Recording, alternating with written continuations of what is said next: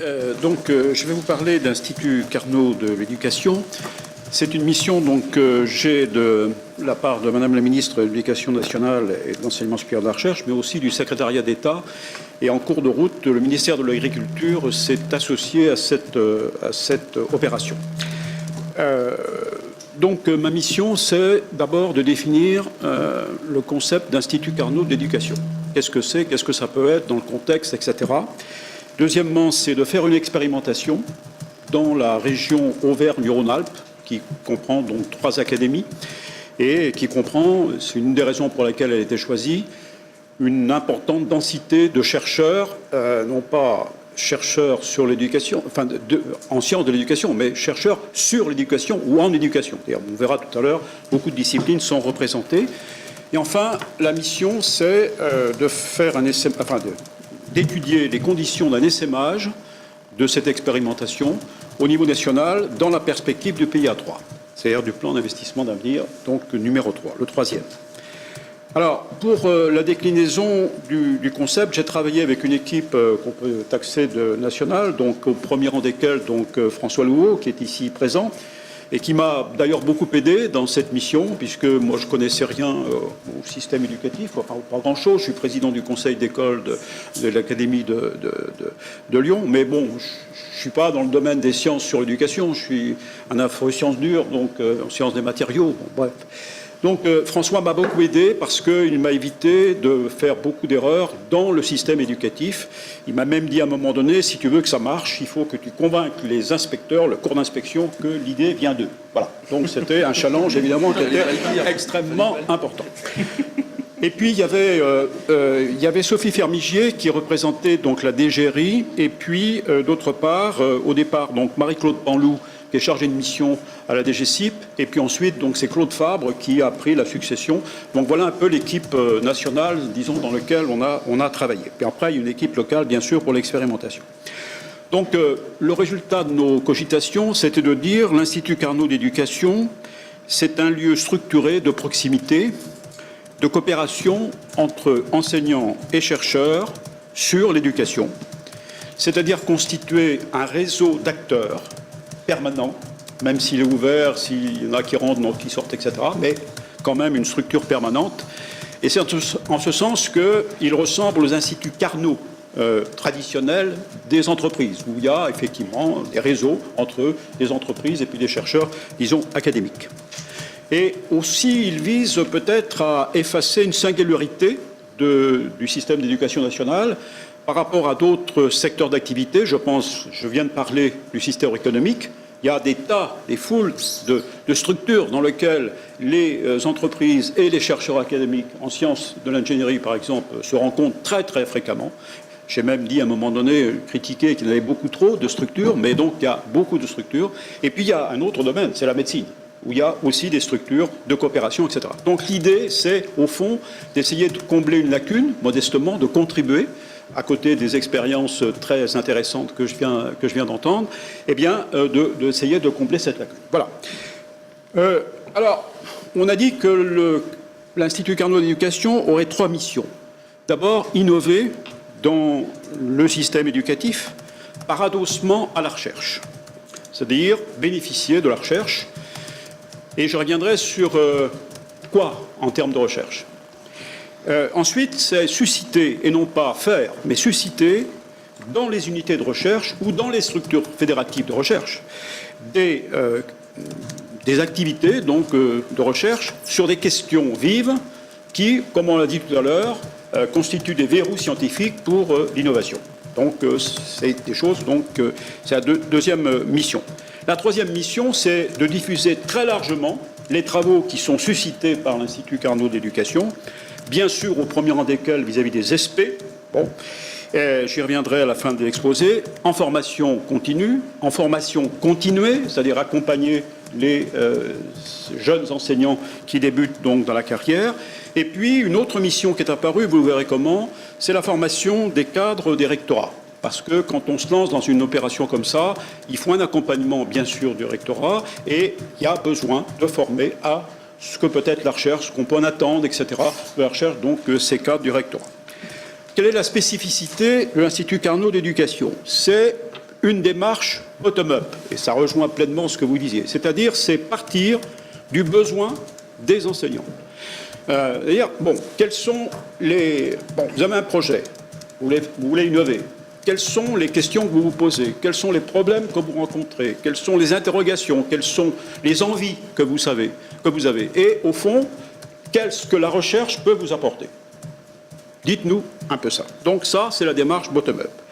Ensuite, une autre spécificité, c'est la notion de passeur. C'est-à-dire, ce sont des personnes ou des groupes de personnes qui connaissent à la fois le système éducatif et, d'autre part, le système de la recherche sur l'éducation. Et qui sont capables donc de faire ce lien, de favoriser la rencontre entre des enseignants et des chercheurs. Ce n'est pas toujours le cas, il y a de belles exceptions, mais de manière générale, on peut dire que ces deux mondes, quand même, sont un peu séparés. Et là, l'objectif, c'est de les faire rencontrer. Avec, au fond, du gagnant-gagnant. Pour les enseignants, c'est évident, c'est l'adossement à la recherche, de l'innovation. Pour les chercheurs, c'est ce que j'ai entendu tout à l'heure de ce que disait Jean-Luc Velay, c'est-à-dire qu'au fond, c'est un lieu dans lequel les chercheurs qui n'ont pas l'habitude de travailler avec des enseignants vont rencontrer, dans ce réseau, vont rencontrer des enseignants et vont pouvoir avec eux élaborer des projets, etc. Donc ça, c'est la principale raison pour laquelle les chercheurs m'ont dit qu'ils étaient intéressés, enfin les chercheurs qui ne sont pas dans les sciences de l'éducation. Enfin, toutes les disciplines, évidemment, sont concernées. Les deux premières spécificités, la demande la démarche bottom-up et les passeurs, c'est exactement ce qu'on trouve au niveau de la cellule de technologie, de transfert de technologie du CEA vis-à-vis des PME, PMI. C'est exactement ça. Vous avez les mêmes fonctions, vous avez les mêmes missions et vous avez les mêmes outils, c'est-à-dire des passeurs, bien sûr, dans d'autres domaines. Donc je me suis inspiré, parce que j'ai été vice-président enseignement supérieur de recherche de la région Rhône-Alpes, donc à ce titre, j'ai beaucoup travaillé avec le CEA, et je me suis inspiré de cet exemple-là. Donc l'Institut Carnot d'éducation, il a deux paires, au fond, en termes de transfert de concepts. D'une part, les instituts Carnot, proprement dit, et d'autre part, cette structure adaptée, disons, au travail avec les PME, PMI. Alors, l'expérience en Rhône-Alpes. On a eu trois phases successives. D'abord, une sensibilisation des acteurs. C'était évidemment très important. Donc on a rencontré, avec François notamment, on a rencontré beaucoup de monde. On a rencontré les rectrices, les trois rectrices. On a rencontré les corps d'inspection. On a rencontré des chefs d'établissement. On a rencontré des chercheurs. Et là, j'ai eu la chance que la structure fédérative de recherche de Lyon, par exemple, m'organise, à l'occasion d'un colloque, une présentation de ce qu'était le lycée devant 130 chercheurs. La même chose a été faite à Grenoble, où là, j'ai eu la chance d'avoir 30 directeurs de laboratoire qui avaient été invités par la présidence de l'université pour justement que je puisse expliquer. Alors sur Clermont, c'était un peu plus simple parce qu'il y avait deux labos, donc c'était plus facile, mais quand même. Donc voilà, donc on a rencontré beaucoup de gens. Et la conclusion de ces rencontres, c'est qu'il y avait de l'appétence, qui va d'ailleurs se confirmer ensuite par des chiffres, il y avait de l'appétence pour rentrer dans ce jeu-là. Et ensuite, avec François, nous sommes allés à Lille pour voir un peu, dans la perspective d'essaimage, comment les choses se passaient. Nous sommes allés récemment donc, chez Jacques à Marseille, et je parle sous le contrôle de Jacques. Je pense que l'accueil a été particulièrement favorable, si j'en juge, par en plus le panel que tu m'avais organisé, donc avec, je sais pas, il y a une cinquantaine de chercheurs qui étaient présents, etc. Il y a eu une discussion donc extrêmement intéressante. Bon, donc l'appétence, elle est là. Alors ensuite, qu'est-ce que nous a la sensibilisation? Deuxièmement, la construction du réseau. C'est-à-dire comment on sélectionne les gens qui sont dans le réseau, c'est-à-dire les équipes pédagogiques et les équipes de chercheurs. Comment on fait pour les sélectionner, pour les choisir, si on veut être gentil, hein? Bon, en fait, c'est les sélectionner quand même. Bon.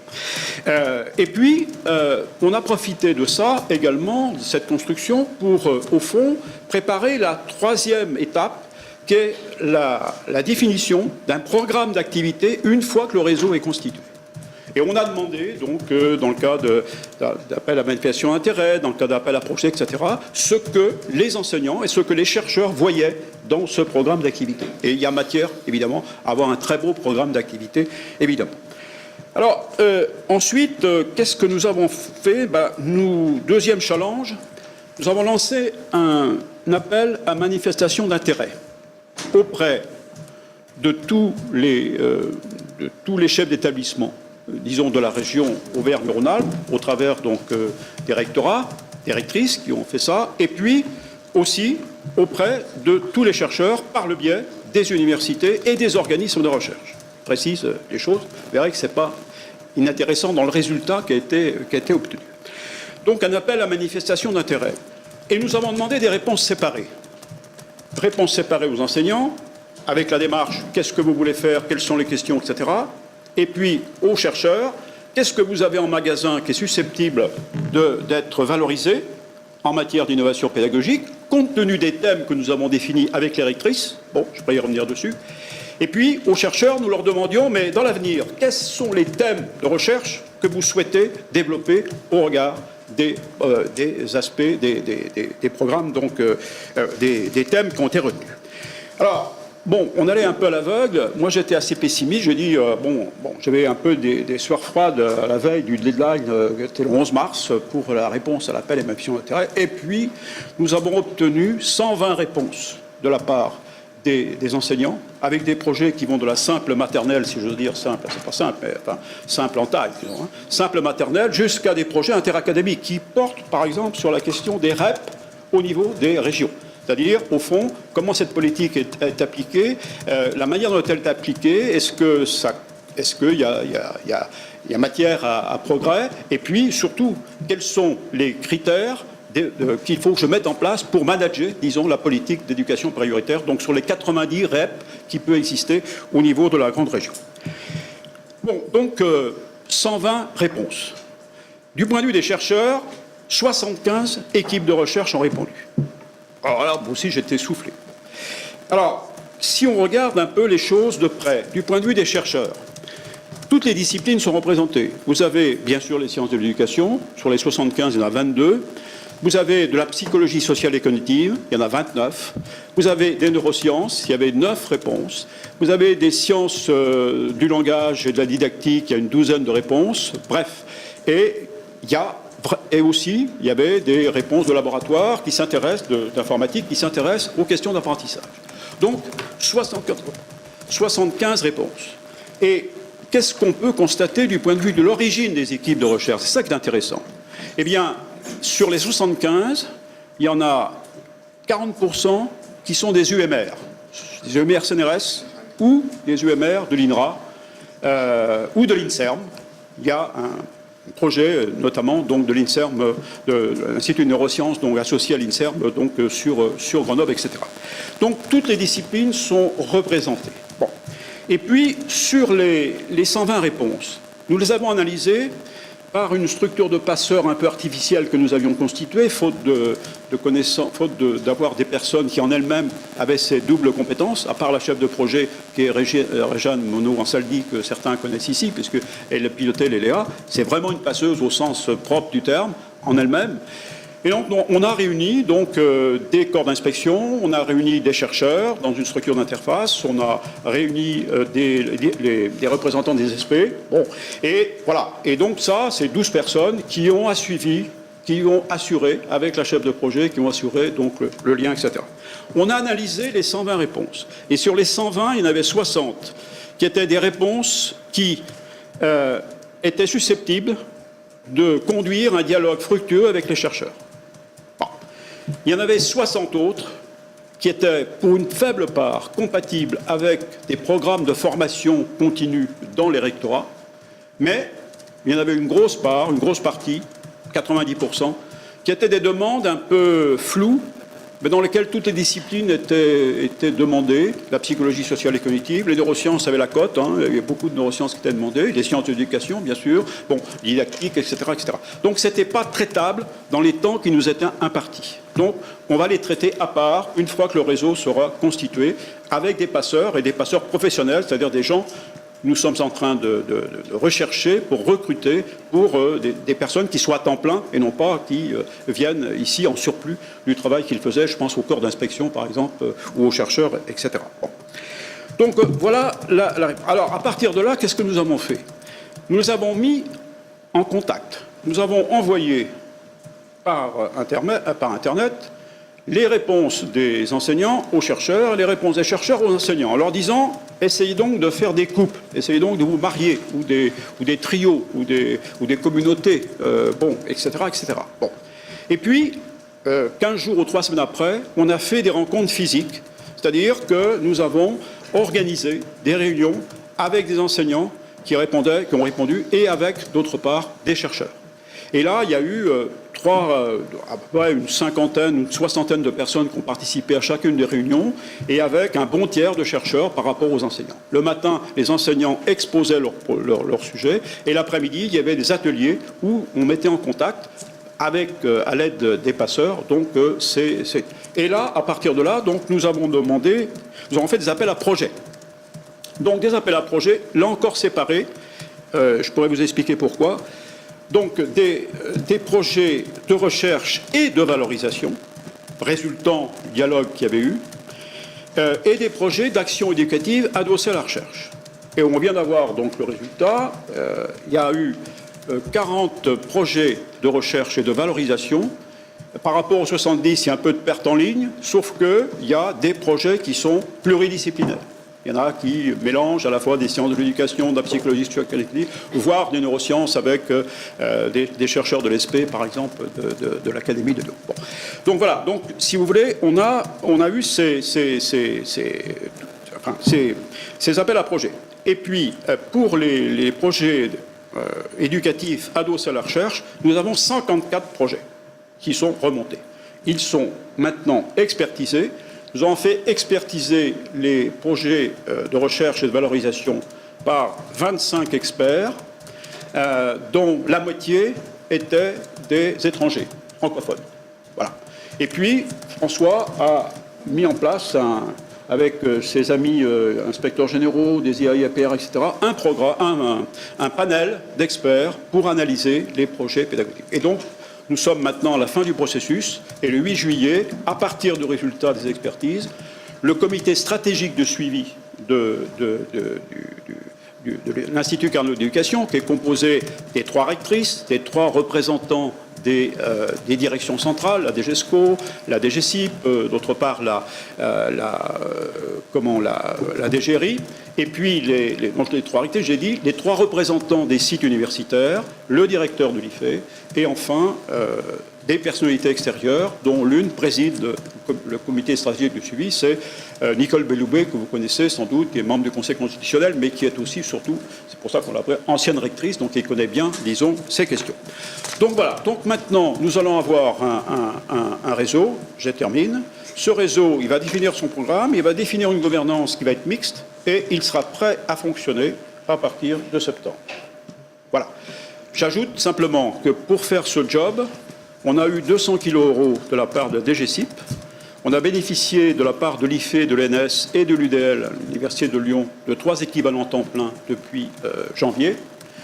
Et puis, voilà, et puis on a des espoirs que ça ne s'arrête pas là, et que les choses vont continuer et vont essaimer. Et si vous souhaitez, je pourrais dire, en dehors du temps qui m'est imparti, quelques mots sur l'essaimage et les conditions d'essaimage. Voilà, je vous remercie. Merci.